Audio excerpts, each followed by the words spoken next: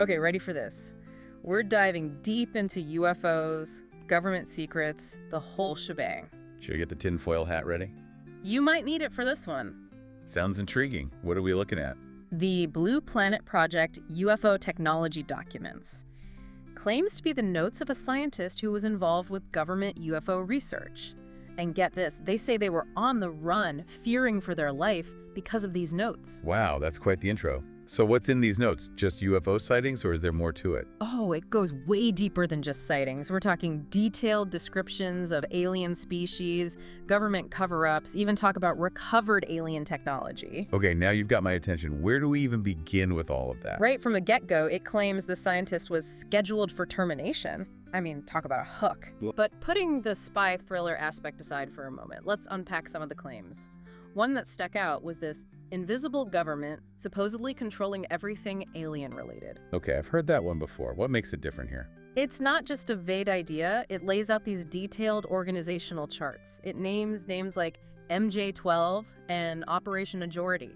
Says agencies like the NSA, CIA, even the FBI are in on it. Wow. Does it give any specifics, or is it all very general? It claims MJ-12 controls the money, uses shady stuff like the drug trade to fund it all, even orchestrated Kennedy's assassination because he wanted to go public about aliens. That's a pretty serious accusation. Right. Sounds like a conspiracy theory, doesn't it? But on the other hand, governments having secret operations isn't exactly unheard of. True enough. What do you think of all those details, the code names, the structures? Did it feel believable to you? It's a tough one. Part of me wants to say it's pure fiction, but it goes to great lengths to seem real. Like it talks about how Project Grudge was funded by the CIA to collect UFO and alien contact data. He even says they use money from illegal activities to do it. Interesting. So it tries to connect the dots and make it seem plausible even if the claims are out there. Exactly, and it doesn't shy away from the darker implications either. It claims Grudge wasn't just about information gathering, it was about eliminating the weak elements of our society. Eliminating. That's chilling. Does it elaborate on what that means? It's a bit vague, unfortunately, but it definitely adds a sinister vibe to the whole thing. And speaking of sinister, wait till you hear about the descriptions of alien species. Okay, this I've got to hear.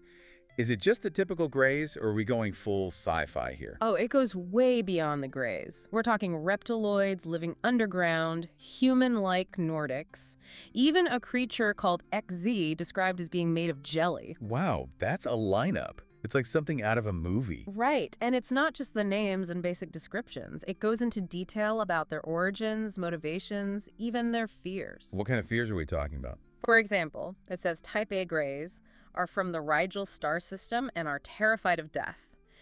It even suggests they need something from humans to survive, though it doesn't say what. Okay, now that is creepy. What about these other beings? The Nordics are described as practically indistinguishable from humans, could walk right past you on the street and you wouldn't know. And they're just hanging out among us. What's their deal? The document claims they're from the Pleiades and Orion star systems. Says they were the original inhabitants of Earth before the Greys showed up. Talk about a hostile takeover. It makes you wonder what they're doing here now, just observing. And that's just the tip of the iceberg. We haven't even gotten to the alien technology part yet. Okay, let's hear it. What kind of tech are we talking about? Okay, lay it on me. What does this document say about alien tech? It claims the U.S. government has recovered alien spacecraft and is trying to reverse engineer the tech. It even names these top secret projects, Red Light and Snowbird. Hold on. Real-life X-Files stuff. Trying to build our own UFOs? That's what it says.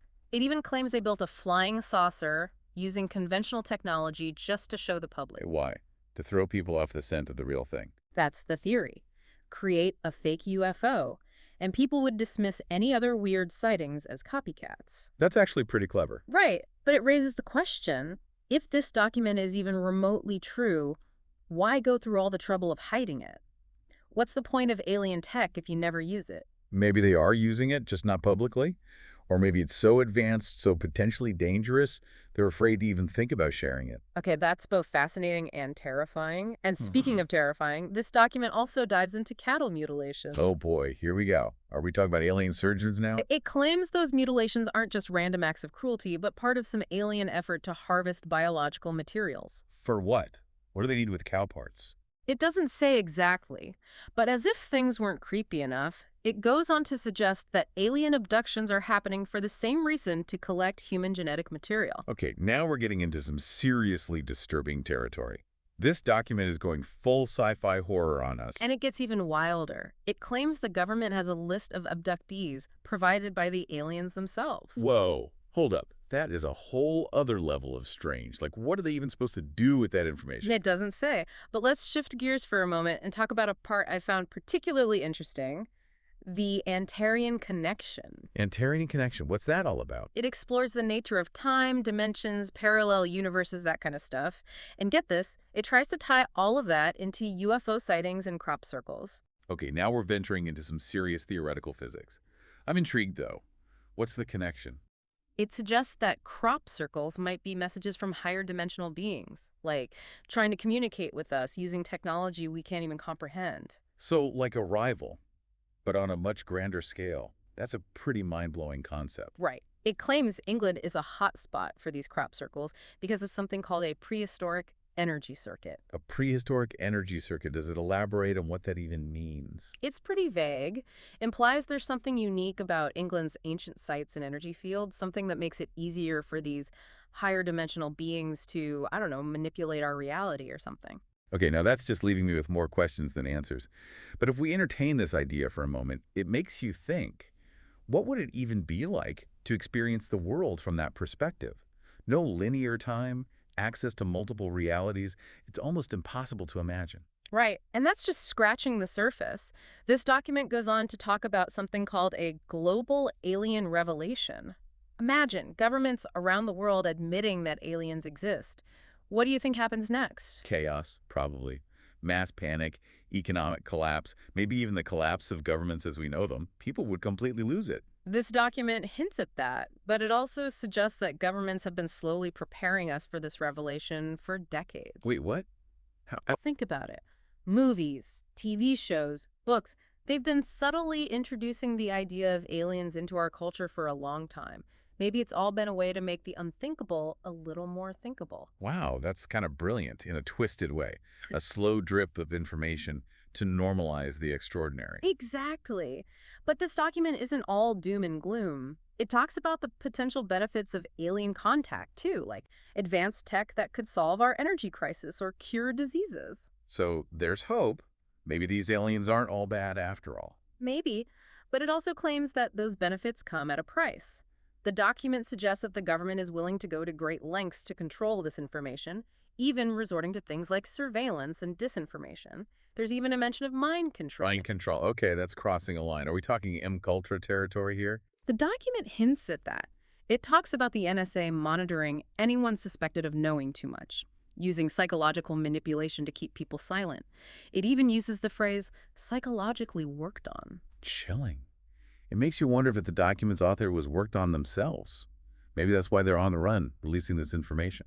It's a possibility, but then it begs the question, why go through all this trouble? Why not just tell us what they know? Control, maybe? Power? If knowledge is power, then imagine the power of knowing something as big as this and keeping it from everyone else. Makes you think, doesn't it? But there's one location mentioned in this document that seems to be at the center of it all: the Dulce base. Dulce Base. Isn't that the alleged underground facility in New Mexico where the government is supposedly working with aliens? That's the one. And this document doesn't hold back. It describes Dulce as this hub for genetic manipulation, with aliens conducting experiments on humans, creating hybrids, even trying to alter human DNA. Like some kind of twisted laboratory. What about the creatures themselves? What's it say about them? There are descriptions of these multi-legged humanoids, lizard-like beings, even these grotesque bat creatures. It reads like something out of a horror movie. And we're supposed to believe that this place, with all its secrets and horrors, has just stayed hidden all this time. That's the thing about this document. It's full of contradictions. On one hand, it claims this vast, airtight cover-up, but then it throws in these explosive claims that seem impossible to contain. It makes you wonder, is the author exaggerating some parts, maybe to distract from something else? It's like a magic trick, right? Misdirection to keep your eye off the real prize. Yeah. Exactly. But even with all the outlandish stuff, there's something captivating about this document. It's like a glimpse into this forbidden world, a world we're not supposed to know about. And that's the allure of it all, isn't it? This desire to peek behind the curtain, to feel like you're in the know, even if what you're reading might be completely bonkers. And this document is definitely bonkers, but it's not just about conspiracies. It almost creates this whole mythology around alien life with its own history, hierarchies, and even a purpose. It's like someone took everything we know about mythology, mixed it with a bit of sci-fi, and then added a dash of Cold War paranoia for good measure. It really does, like a crash course in alien lore, except we don't know what's true and what's totally made up. Right. And it gets even wilder. It claims humans aren't the only intelligent life on Earth right now. Wait, what? Besides the aliens, you mean? It says there are these reptiloids living underground and a race of aquatic humanoids called Homo mermanus in the deepest parts of the ocean. Okay, now that is wild. Like, are we supposed to believe there's a whole civilization of fish people down there somewhere? It doesn't say, but it makes you think. If someone wanted to create a really believable alien story, wouldn't they include stuff like that to make it seem even more outlandish so people dismiss the whole thing? You're blowing my mind right now. So you're saying the crazier it sounds, the more likely it is to be true. I'm just playing devil's advocate here. But it does make you wonder, what if there's some truth hidden within all the crazy? What if this document is like a coded message and we're just not getting it? Okay, now I'm back to needing that tinfoil hat. But seriously, even if we take most of this with a giant grain of salt, it does make you think about our place in the universe. Like, what if we're not alone? What if there's a much bigger story going on and we're just starting to uncover the first few pages? Exactly. And that's what I find so compelling about this document. Even with all its flaws and outlandish claims, it forces us to confront those big questions, those what-ifs. It's definitely been a thought-provoking deep dive, that's for sure. But we can't end without talking about that last line, the one that sends chills down my spine every time I read it. Oh, you mean the one about more detailed information will be released by the government following the plan for a global alien revelation? That's the one. Like, what does that even mean? Are they saying this whole document was just a teaser? It's certainly a possibility. Maybe they're testing the waters, seeing how people react before they make any big announcements. But why all the secrecy in the first place? Why not just tell us what's going on? Maybe they're afraid of the consequences. Or maybe they want to control the narrative, to reveal the truth on their own terms. It's all so unsettling, and it makes you wonder, even if this global alien revelation does happen, will we ever know the whole truth? That's the big question, isn't it? We might never have all the answers, but at least we're starting to ask the right questions. And that's what matters. Well said. This deep dive into the Planet Project UFO Technology has been a wild ride, to say the least. From government cover-ups to cattle mutilations to the very nature of reality itself, this document has had us questioning everything. It's a reminder that truth can be stranger than fiction, and that sometimes the most important thing isn't finding all the answers, but simply being open to the possibility that there's more to the universe than we ever imagined. Couldn't have said it better myself. So, until next time, keep those minds open, those tinfoil hats handy, and remember, the truth is out there, somewhere.